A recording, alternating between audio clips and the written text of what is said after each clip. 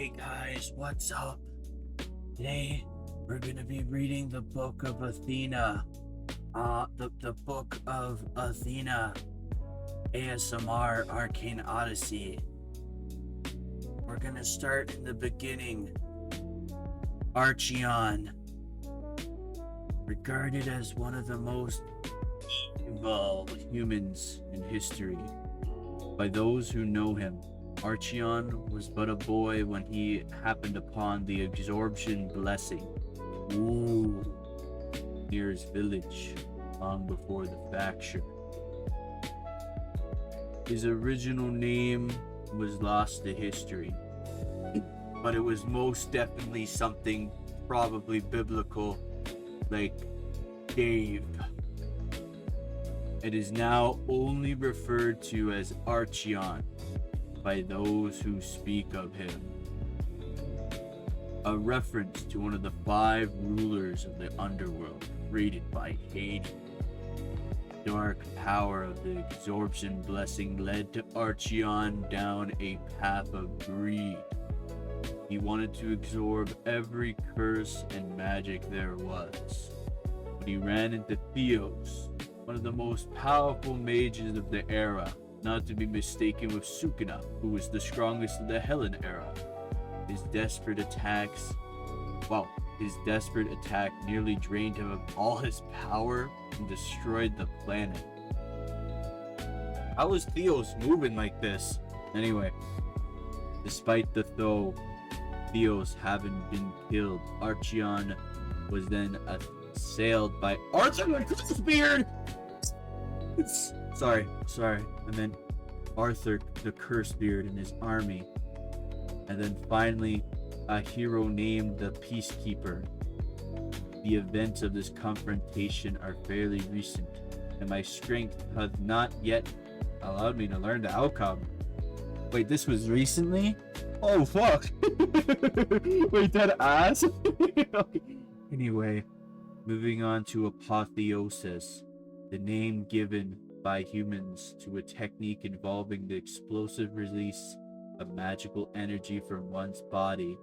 This often happens automatically to those who have extremely high magical energy capabilities, or those who suppress their magical energy to avoid being sensed. Apotheosis users often cause this effect while tapping into their magical energy at the beginning of a battle, an effect similar to opening a bottle full of pressure. It is also used as a simple way to stagger or kill a large amount of opponents at once. The shockwave and power depends on the magical energy capabilities of the user. Advanced apocalyptic users can imbue the shockwave into their attacks, making them extremely damaging and devastating. Okay. Blessings. Before humans were given magic, a few of the gods' most devout followers were given blessings, for the sole exception of Acheron, of course, who apparently just walked up on it. These blessings were not related to magic and do not allow one to live forever like curses do. Instead, they grant the wielder a specific power. When a blessing user dies, the blessing shoots somewhere off in the world to be absorbed by another. To my knowledge, only 3 were created. Oh, the blessing of absorption. Who the fuck made this? Genuinely, who made this? Created sometime between humans giving magic and the fall of Mount Olympus.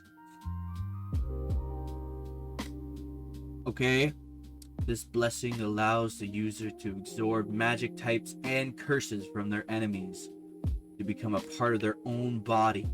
This blessing was originally bestowed by Hades to an unknown champion.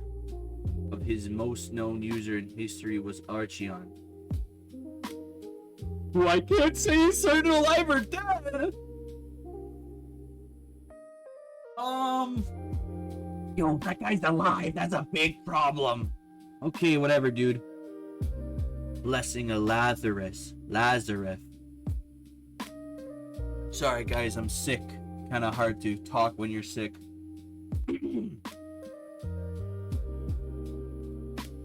bestowed upon a man named Freed Rock. This blessing allowed one to live indefinitely and come back and forth from death to continue living, greatly increasing the user's magic or spiritual energy capacity each time they were revived. Really? The warrior Feed Rock lived for over 1,000 years. The blessing within him get more and more dim, till it finally shot out of him and revived no more. The current user is King Caesar of Ravinia? What? King Caesar of Ravinia has the blessing of Lazarus? Since when was this thing? Nobody knew about this? We're not talking about this guy, that's a different guy, but King Caesar, the original? Oh, fuck that! Anyway, the blessing of wisdom, the blessing I bestowed upon Merlin Aboutrix before the gift of magic was given to humans. This granted him supernatural wisdom, insight, and cutting, but also granted a user of unique sensing which allowed their logic to become a part of their being, which at times allowed them to predict outcomes or possibility. A more recent user of this blessing was a man named Eldrick, who was killed by Wotong the Conqueror. It has no use. Son, give it to us. What are we cooking? That's fucking crazy. King Caesar of Ravinia. Fuck. Okay. For everyone watching, is that like the king? Or is that like the guy over there? Because I know he does revive a couple of times. Okay. Chaos and creation. Before there was Earth, there was the universe, formed by chaos and creation. Creation is a force that created life in planets, while the chaos force that created the magic. Huh? Creation. Oh, so creation is the force that created life and planets, while chaos is the force that created magic. After the Earth was formed, chaos and creation combined both their powers to create the Titans and gods to watch over the planet, who existed for millions of years in various different forms. These beings are immortal in spirit and continue to exist as souls once their body is destroyed.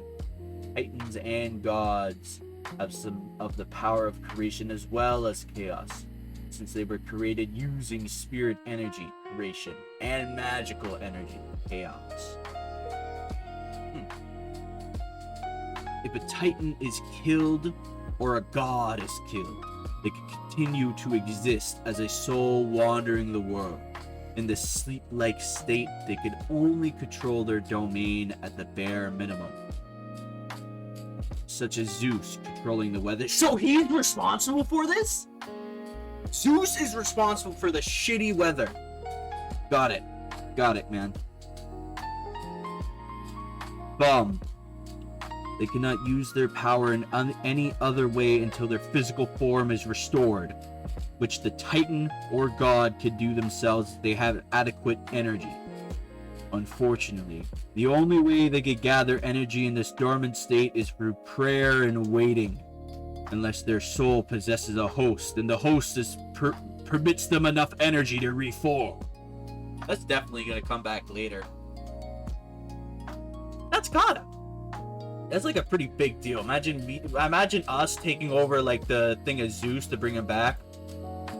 Chaos is somewhat sentient. It can be manifested through evil ass thoughts. It's heavily attracted to beings of pure evil. Okay? Power and reach of chaos is ever expanding. Chaos cannot be directly controlled. Magical energy, the force of chaos, is used for destruction, power, and war. Creation, similar to chaos, but exists more of a passive force that works slowly throughout the universe. spirit energy is a force of creation and life. It cannot be directly controlled by humans. Okay. Oh, fuck, that's a lot of words. Okay.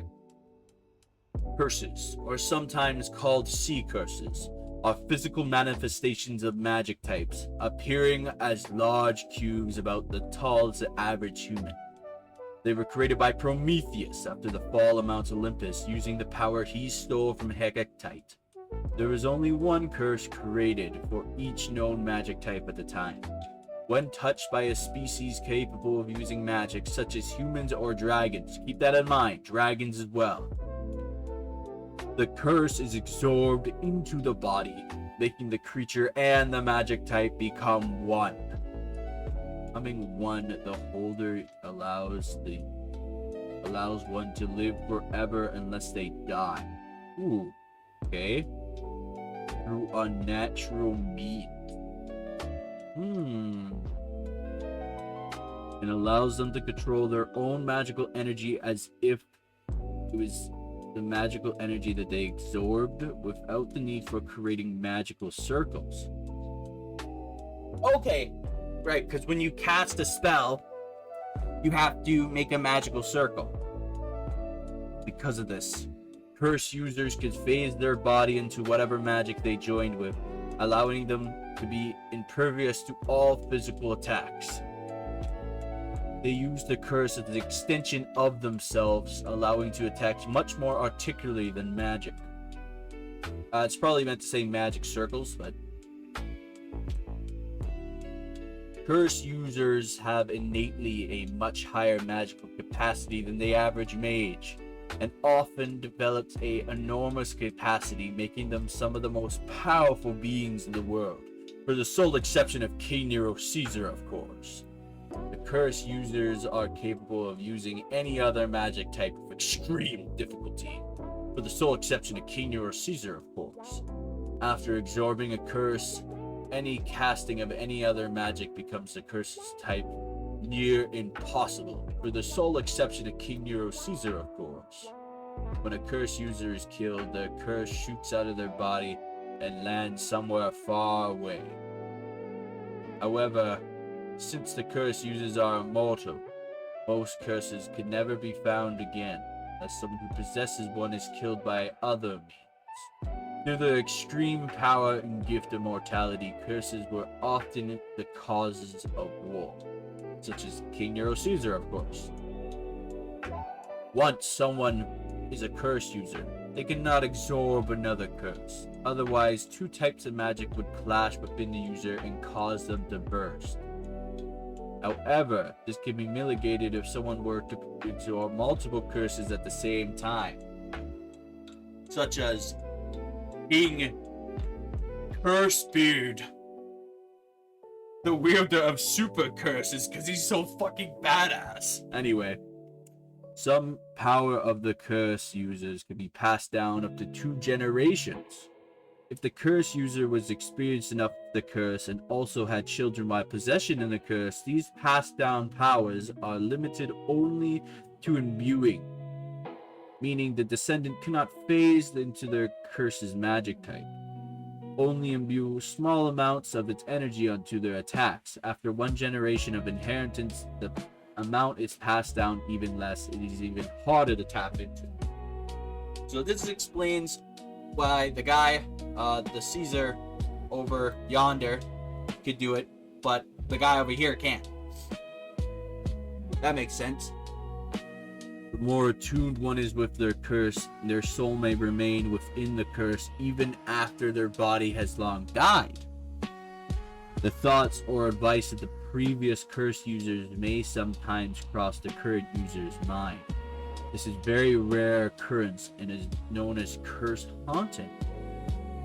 The strongest hauntings may even have some level of control over the current curse user body's mind, and in extremely rare cases cause complete possession of the current curse user. You cannot tell me that that isn't going to happen to I forgot his name because that's how much of a bum he is. But the guy with the death curse, that's gotta happen to him. Wow. Oh wow, this is surprisingly empty. After the fall of Mount Olympus, many demigods survived and went on to have children, passing down their subtle godly powers. The descendants of gods, called the legacies, still have some level of power, such as being able to control their own spirit energy and having an increased affinity for sensing. They are still alive today. Like me. We all know we're legacy. Come on now. Come on now. The blood of dragons is rich with magical energy. Long ago, humans discovered that slaying a dragon and bathing in its blood gave them a permanent increase to their magical capabilities. The older and more powerful the dragon, the stronger this effect will be. This became known as the dragon blood ritual. Very few in the current era know of its existence, and even fewer have performed it in their lives. However, the blood ritual can still be performed using the blood of dragons found in the Dark Sea. Perhaps this knowledge will be useful to you. Gee, I wonder. Fuck. That's a lot. Dragons are highly intelligent and powerful flying beasts that can breathe fire. They are capable of using magic, and some could even speak telepathically. After the fall of Mount Olympus, their numbers have started to decrease as powerful mages and curse users hunted them for sport. Since the fracture, dragons have been alpha predators of the Dark Sea, only falling to the acidic rain. Typhoon, the leader of the race of dragons, led most of the survivors of his race to the sea cluster a few hundred years after the fracture. Fracture is when the water came or whatever, making it the new dragon's home. Typhoon, having been corrupted by a fair amount of the Dark Sea range, now sleeps for long periods of time in the Dragon Sea to stave off the corruption and retain his mind. Some lesser of the dragons can be found in the Dark Sea, while young dragons who cannot speak to the humans or use magic. They're often killed by larger predators of the Dark Sea Rain, or the Dark Sea Rain. Most of the older, more powerful dragons keep themselves in the Dragon Sea, heading to Typhoon and repopulating their race. Dragons can be found in the Dark Sea at varying sizes and ages. Older dragons are much more proficient at using magic, much more durable, and can cause devastating physical damage due to their size. Some dragons have unique physical mutations due to the Dark Sea Rain. Young dragons, 10 years old. These dragons cannot breathe fire or use magic, but are still more dangerous than the average animal. Adolescent dragons, 10 years old. These dragons are slightly larger, and all of them can breathe fire, searing through flesh and bone. 100 years old to be a full-grown? Holy, okay. Often these dragons could use magic and imbue it into their physical attacks as well. 300 years old. You gotta be 300 years old to become powerful? Dude, what a diff. Okay. These dragons are capable of using devastating attacks. And often use more than one magic. Ancient dragons. Okay. These dragons are masters at using magic and are capable and have so much magical energy in their enormous bodies that they are capable of releasing apotheosis. That's the explosion. Ancient dragons could use much more dangerous magic types and combine multiple magics into a single attack. These types of dragons have been rumored to exist throughout humanity, but they are in fact real. They are capable of using extremely dangerous magic types unique to them. Find my pages! Collect my pages! Find my pages to the oldest dragons for more information. Dragon Lords. These ancient dragons are so old that many existed before humanity were given magic, and many of them were worshipped by humans as gods. Collect my pages! Collect my pages! Okay, Athena, I'll collect your pages. Gems and metals. Gemstones and some metals can be stored magical energy and spirit energy.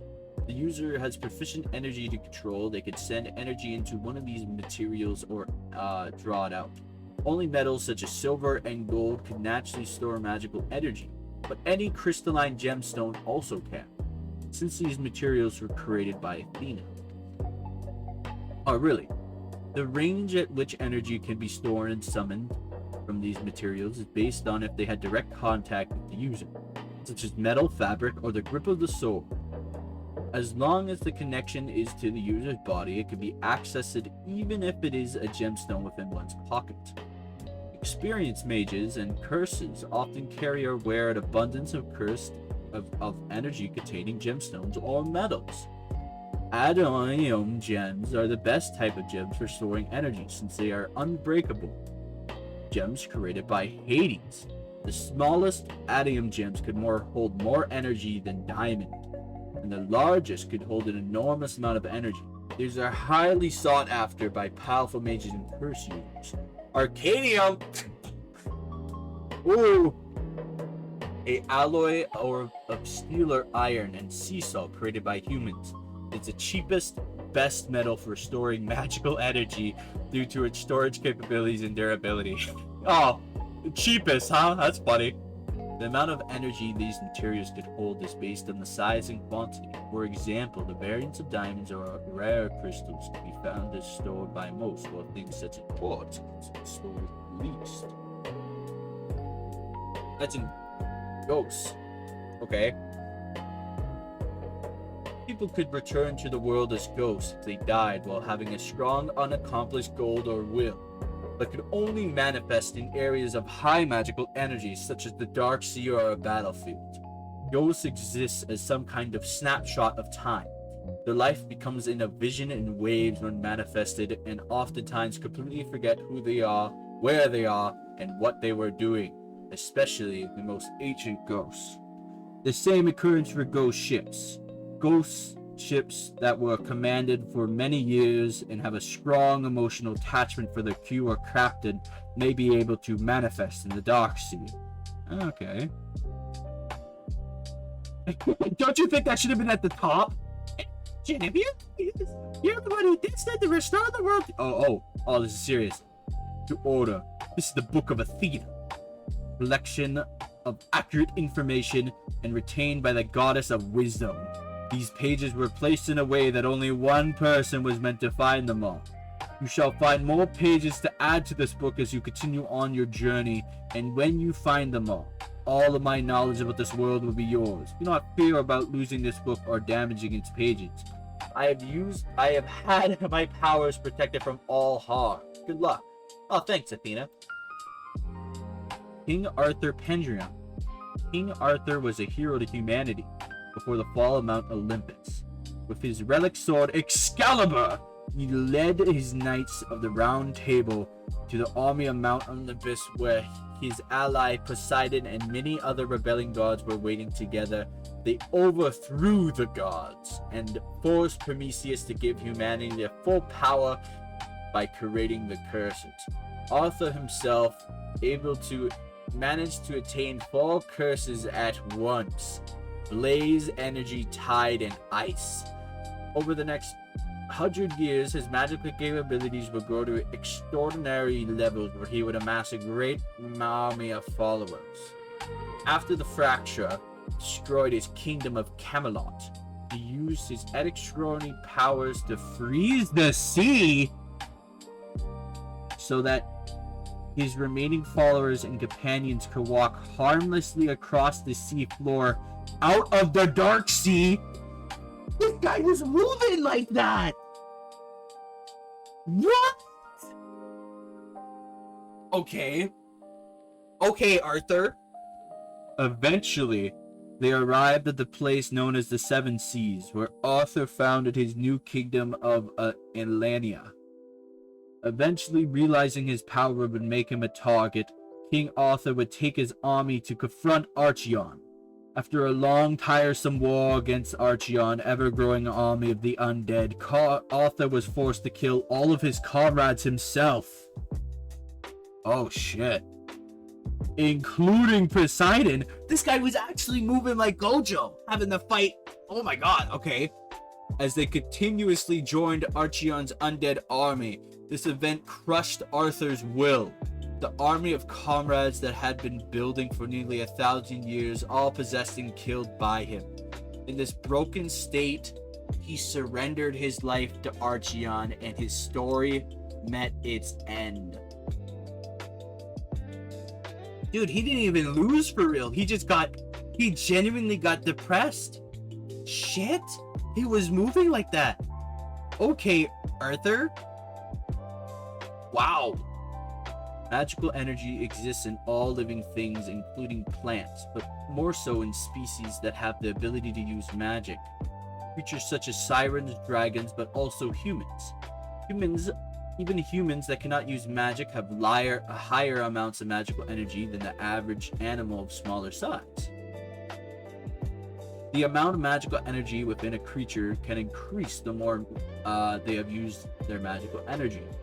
If a creature's magical energy runs out, they will not die, but will feel fatigued, and the energy will restore itself gradually over a few days, after eating and sleeping. Creatures have the gift of magic, such as those above, can control the magic in their energy, control the energy magical body in their body for the intention to such a certain degree. This often manifests itself. For example, a powerful human warrior often imbues trace amounts of magical energy into their slashes, causing faint glows to appear, and the range of attacks to be increased. Okay. Magical energy harms by interacting with the magical energy in the target, causing pain and damage to the body. Unless the combined spirit energy, it is impossible for the magic energy to heal, only harm. So if you have like crazy amount of magical energy, you can't heal unless you have spirit energy, or if you have armor that could heal, but I'm guessing that has spirit energy in it, I guess. Anything created out of magic energy will eventually dissipate. Those that use spirit energy to live much longer than those who do not, due to their magical energy cycling out of their body and replenishing it, making spirit energy be the main energy in one's body temporarily, which causes an increase of lifespan. Due to this, the most powerful mages could live 2 to 5 times longer than the average member of their species. So this is why some people live for so long, because the magic cycles like life energy in it. That's kind of cool. I don't fully understand it, but got it. Oldest dragons. Oh shit. Okay. The oldest dragons are classified in 2 different lists: the Dragon Lords and the Mythical Dragons. The Dragon Lords are well documented throughout history and have been seen as legendary, almost divine beings. Mythical dragons are shrouded in mystery and misinformation, and many humans believe them to be the subject of fantasies, stories, rather than real creatures. However, many of them are in fact real. Mythical dragons. I'm not pronouncing. Viscerastion, the Shattered Scream. Heligrowth, the Nightwake. Acheron, the Vermilion Dread. Estherath, the River Rantimint. Mooch Agroga, the Dark Omen. Freaking aura ass name, the Scourge of the Accursed. Belerorath, the Arbiter of Justice. The Host of the Crimson Root. Oh fuck, these guys have custom magic. Oh no, bro. Okay, these guys have freaking crazy things. The withered dragon lord Apotheosis, the falling empress of darkness, her wings were ripped off by the dragon lord Tiamat long ago, and the corruption of the dark sea range slowly mutated in killing her. She was the original creator of darkness magic before it was used by humans. I cannot seem to remember any other dragon lords at this time. Perhaps in the future my memory will become more clear. We got aura, bro. We got the freaking, we got like the the Viltrumites of the freaking dragons here. Like, holy, okay. The planes of divinity. Locations such as Mount Olympus and the underworld exist in different planes than the earth and could only be passed between by the gods. Mount Olympus, before its fall, appeared an enormous mountain floating in the endless cloud in the halls with its living quarters for all the gods in their physical forms. In the present day, it is abandoned, ruined, and eerily empty. The underworld is an endless cave-like plain of jagged rocks within a mile-high ceiling of stalactite, home to Tartarus, the emperor, the internal prison for the most evil beings in history, as well as the field of whoever the fuck that is in the river Styx, and more. Elysium, the sanctuary where fallen heroes go to rest, is also located in the underworld, far above the cave realm and above the clouds. It appears as chains of beautiful lush sky islands. Okay. Oh, I'm not reading that. That's just a bunch of shit that you can get on the fucking Wikipedia. Come on now. I don't need to be reading all this. Okay. No, I'm not reading all that. Here. Sensing. Sensing is the ability to sense magical energy and intent in others nearby, which is a skill that you are either born knowing how to do or being taught how. With skill and magical potential, its range is increased to be nearly endless through sensing across dark sea causes it to be foggy. Sensing mentors are incredibly rare, so the ability is fairly rare to encounter, especially at a high skill level, as most people who could learn it could only sense about half an island distance away. More skilled senses could sense the intent of other people around them, and great senses could even visualize clearly the very people they are sensing. By sensing intent, it is easy for senses to know when someone means harm or intends to attack. It is also possible to lower one's perceived energy amount to be pretty much impossible to find. Interesting. Sirens. Sirens are creatures that appear to be in a different form based on whoever is looking at them. For most men, their illusory form is that of a beautiful woman. They live in small tribes or rocked into the sea and sing to lure unexpected sailors. After this, the sirens reveal their true form, flying fanged creatures with dark purple skin that feed upon humans. The fracture did not affect sirens at all. Surprisingly, their skin is highly magic resistant. The dark sea rain does not affect them as much as it does other species.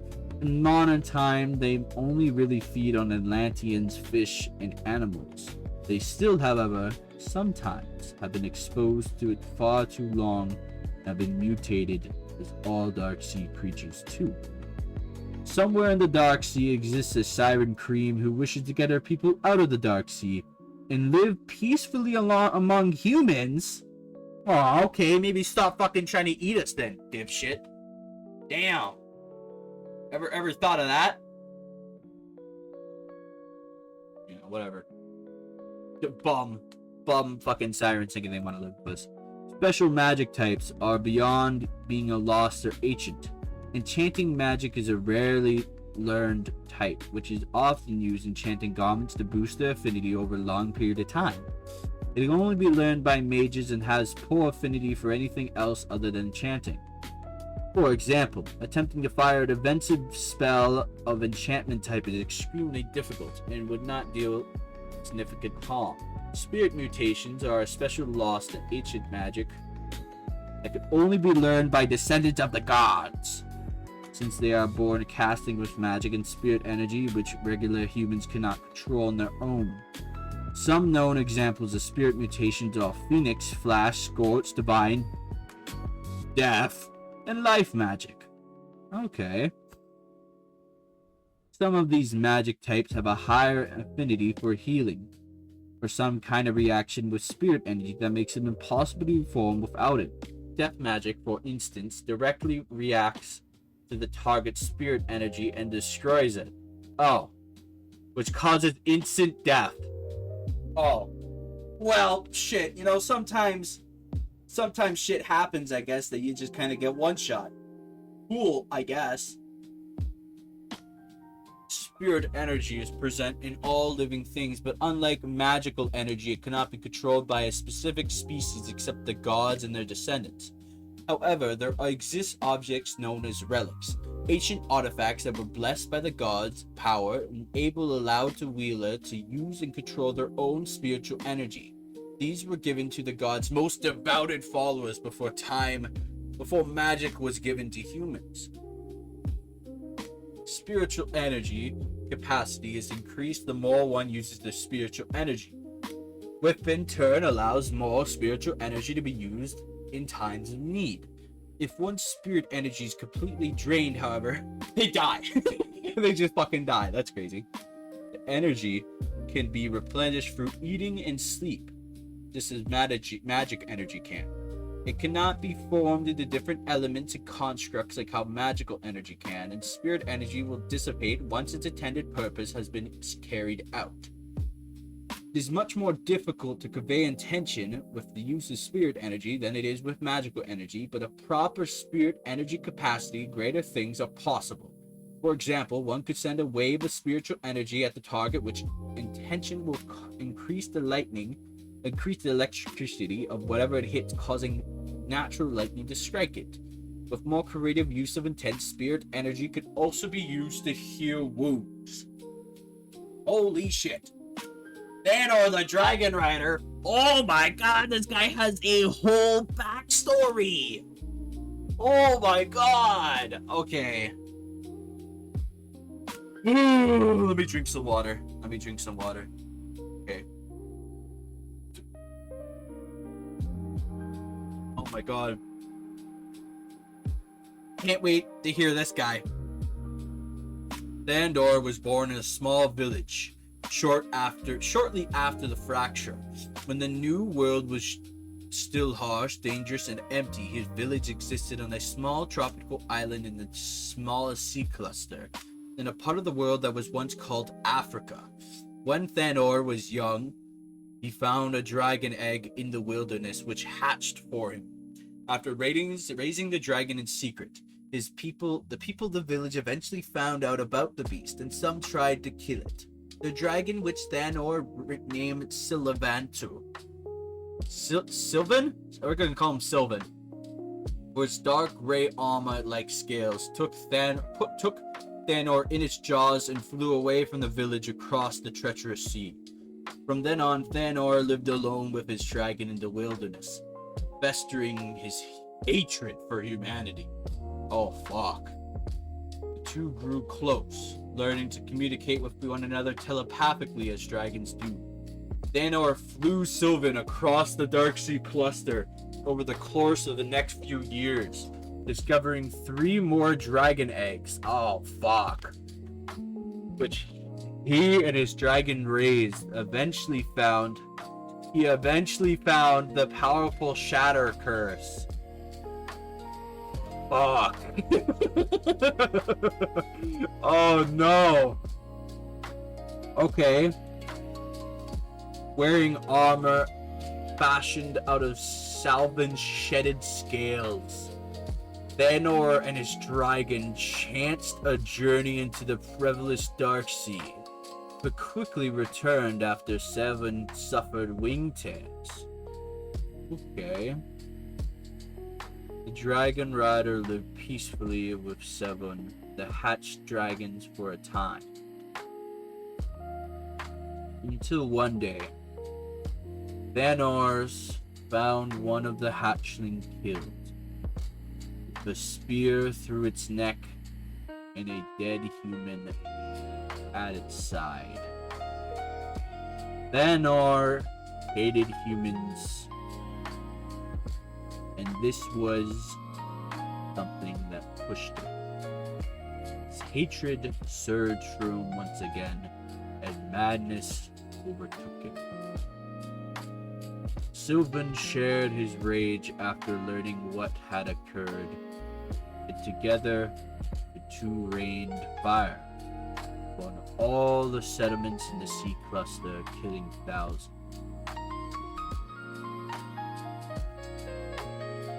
Over the course of the next few decades, Thandor and his dragons attracted other dragons from the Dark Sea.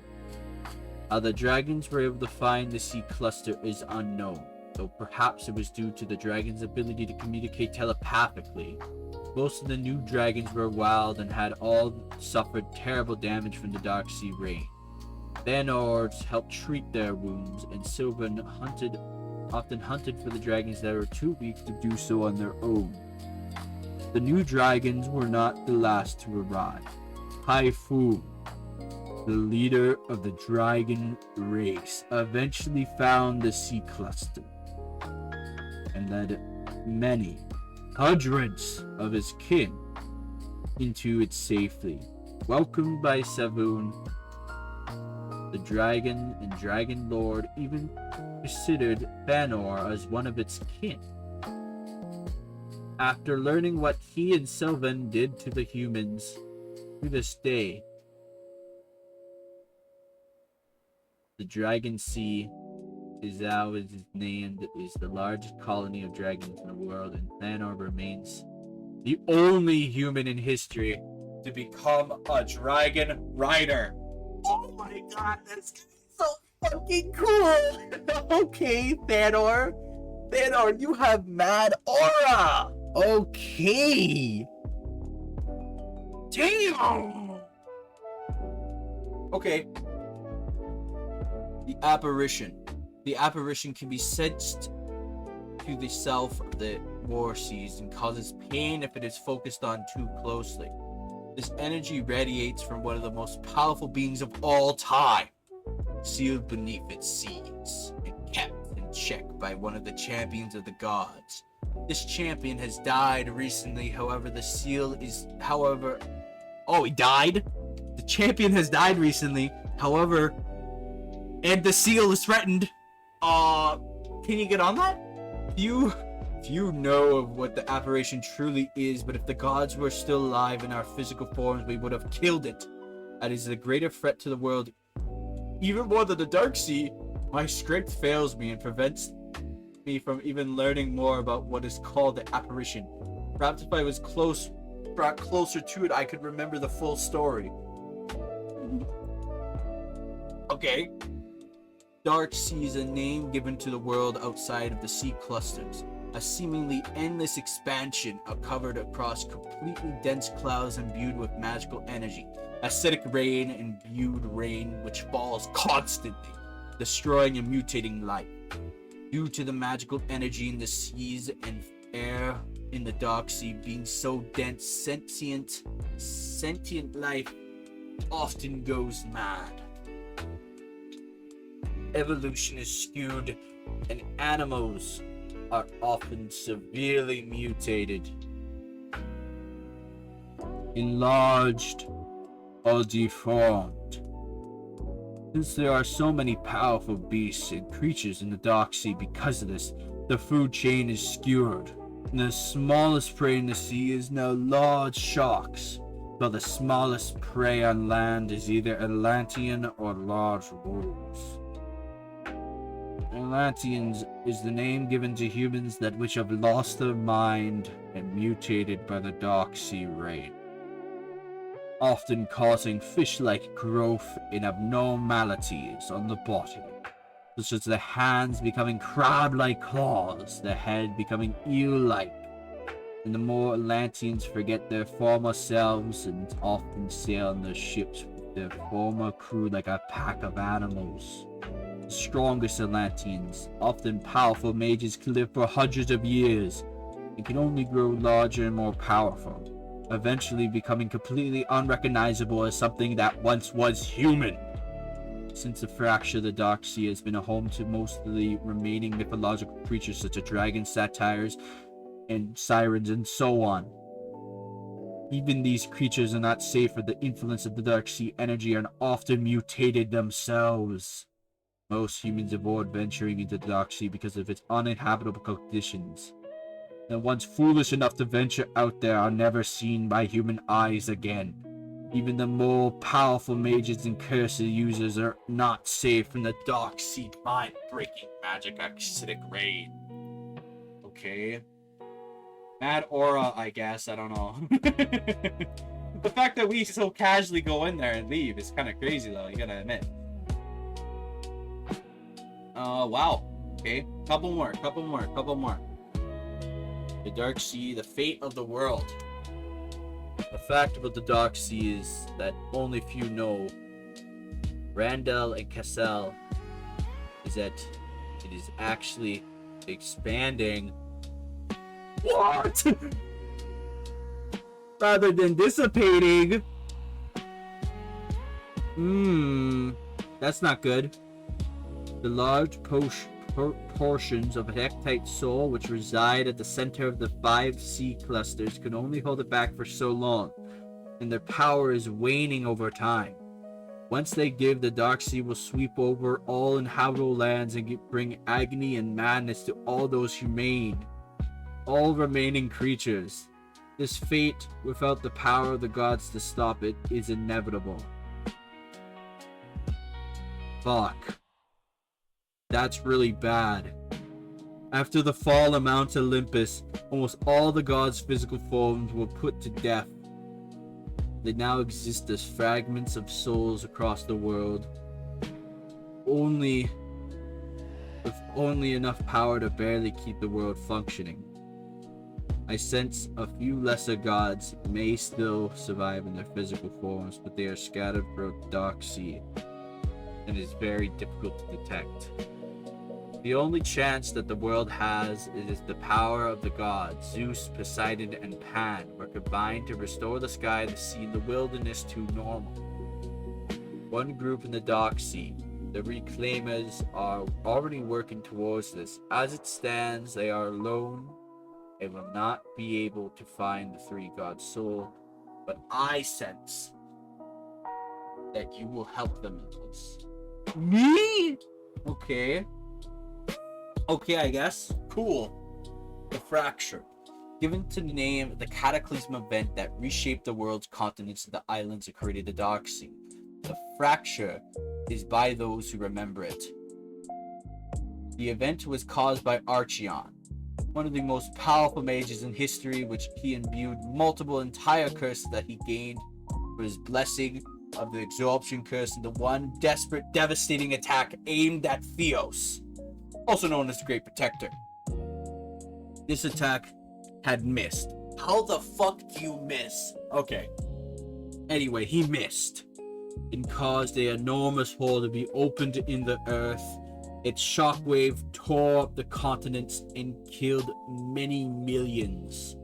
It released an extreme amount of magical energy into the atmosphere. The continents were blown to pieces, which rained back down onto the sea, creating the islands of today. Wow. That's crazy. He just did that. The energy from the fracture is still present in the sea, the air, and the soil all around the world, influencing the growth of plants, animals, and sometimes people. This is the most apparent in the Dark Sea, the name given to the uninhabitable parts of the world where the most fracture of the energy is apparent. Luckily for humanity, larger fragments of the Hektite soul drive their magical energy of the Dark Sea away, creating large safe heavens called sea clusters, such as the wall seas. Magical energy presented in the air and the sea could sometimes allow for growth mutations to occur, creating special objects such as golden apples, which could be viewed into potions rarely. Magical energies could even cause mutations such as brightly colored hair. Okay. The gift of magic. Fuck. Okay. We got 3 left. And by the looks of it, the gift of magic is the biggest one. Prometheus gave humanities the gift of fire 100 years before the gift of magic, 01. And many spent many years chained to a rock, it sucks, where he was tortured during his imprisonment. An unknown entity had to free him and gave him the power to steal another god's authority and weakened Hektite's power of foresight. What? Okay. After Prometheus was freed, he defeated Hektite in a battle and stole her authority over magic, allowing him to dictate its laws and limitations. This allowed Prometheus to dictate what species could use magic and magical energy. Nectite had shattered her soul into thousands of fragments around the world that last tempt revenge at Prometheus. Prometheus then gave the gift of magic to humans, which gave the human race the ability to control their latent magical energy and allowed them, the most devoted followers of the gods, to use one of the 7 base magic types: fire, earth, lightning, light, wind, and shadow. Okay. Having this ability allows one to create magical circles to give shape and form to your magical energy, which allows you to easily carry out intent. Okay. However, over time, experienced mages had found shards of the Nectite soul and were able to use them to create enchanted forms of the magic, a process known as mutating, to create lost magics. These mages passed down the ability to create lost magic through their bloodline and named their newly created magics as the first of them. These new powerful forms of magic quickly became a problem for the gods, as humans were only ever intended to be given the 7 base forms of magic. Some mages even found multiple Nectite shards, allowing them to mutate their magics even further to increase its strength more. These magic are known in ancient or advanced mutations. Over many centuries, some hold the oldest lost magic, such as acid. Over many centuries, some of the oldest lost magic, such as acid, poison, and sand, became more common to the point that some children were even born with the ability to use them. These magics, known as lesser lost magic, some people can also be rarely born with to use a lost magic such as flare. Iris, okay, buddy. The power to use magic is passed down for generations, although it is random whether a person is born with the trait to be able to use it or not. The children of powerful mages are much more likely to be born with the ability to use magic, though it is not guaranteed. If someone incapable of using magic, they can still train to mutate trace amount of magical energy, a technique powerful weapon users use to increase their strengths and speed of their attacks, for example. Humans could learn any number of magics after their first. However, though each one is exponentially more difficult to learn than the last, with most mages only being able to learn 3 different types. Mages could learn lost and ancient magic passed down for their bloodline after becoming very skilled and powerful, such as a fire user being able to mutate their first magic into lost flare magic. When this process happens, it is known as mutating. The user does not forget the base magic that they mutated from. Generally, the new magic is similar to the base one, with an altered property, such as flare being fire that has a greater affinity towards burning. The decision to give humanity magic was desperately disputed among the gods, but ultimately they decided to see how it played out. This disagreement, however, created a long-lasting divinity among the gods. Wow, okay. Theos was the name given to the man born before the fracture, a descendant of Nectite. He grew into one of the most powerful mages of his time, which attracted the attention of Acheron, the user of the Absorption Blessing. After a brutal fight, Acheron would use his attack that would cause the fracture, and ultimately doom this world by creating the Dark Sea. Both Theos and Acheron survived, and while many of Acheron's powers were lost in the attack, Theos only grew more powerful with age, eventually leading him to be considered the most powerful mage of all time. Despite this, Theos could never catch Acheron again, and unfortunately met the demise of one of Acheron's undead puppets. How the fuck do you lose to a puppet, Theos? Are we dead ass? Whatever, bro. Vatos. Vatos is the name for giants, which were created in similar appearance to humans, but many times taller, and were given the gift of magic long before their smaller cousins. Compared to humans, there were not many of them, even during the time before humans were given magic. Fortunately, their race was on the decline ever since the fall of Mount Olympus, and the events of other fractured killed almost all the pure-hearted Vantas off. Some Vantas survived the fracture and continued living in the dark sea, but have long since died to its madness, or just went insane. Today, there still exists many Vantas bloods in their veins, making them much taller. Oh, the most prominent Vantas hybrids are Votan, the Conqueror, and his sons. And with that, we have finished the book of Athena. Oh my goodness. That's it. That's all for today. Like, comment, subscribe, and tell me what your favorite part in the book is, because mine has to be the dragonrider. Yeah.